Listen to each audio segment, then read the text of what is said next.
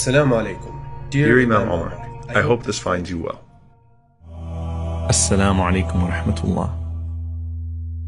Assalamu alaikum wa rahmatullah. So I'm praying regularly again and going to the masjid.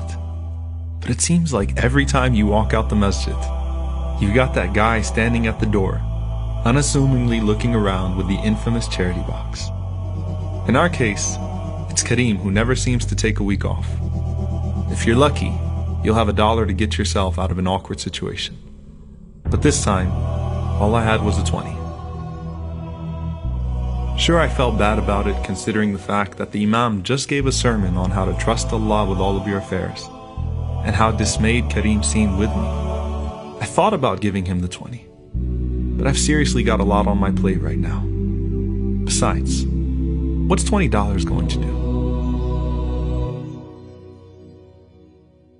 When you sit down and crunch the numbers over and over again, your expenses in life seem never-ending, and you feel like it's only a matter of time before it all falls apart.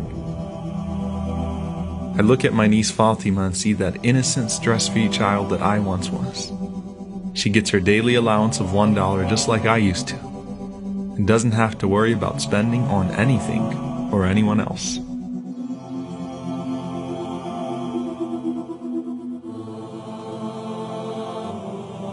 She's pretty picky about it too. For some reason, she prefers coins instead of bills.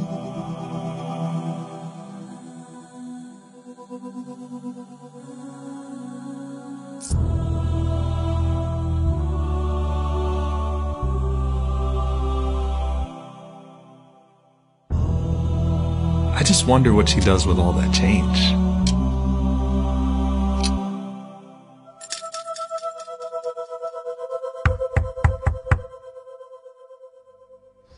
Many times you don't get how blessed and stressless you actually are until you or someone you know is struck with tragedy.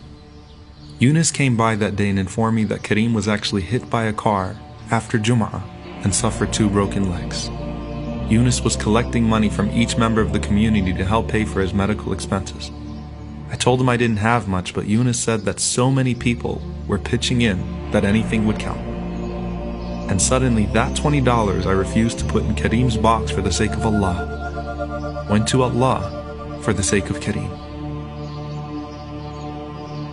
We'd all love to live the lives of the rich and famous, but all that is skewed perception. Besides, Allah can take it away from you in an instant and leave you in a state of desperation, yet with a much needed dose of humility. That's when it's all put back in perspective, and you realize the wisdom of the Prophet, peace be upon him, when he said that true richness lies in the heart. The smaller things in life start to mean so much more, and you realize you still have a whole lot to be grateful for.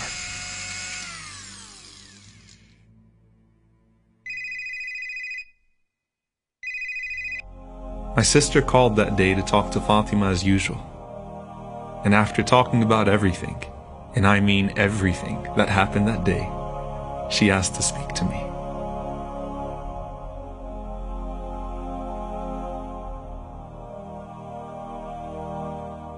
She told me to take Fatima to the toy store and let her do her thing. I asked her what she meant by her thing, and she said all I had to do was take her, and that Fatima would know exactly what to do.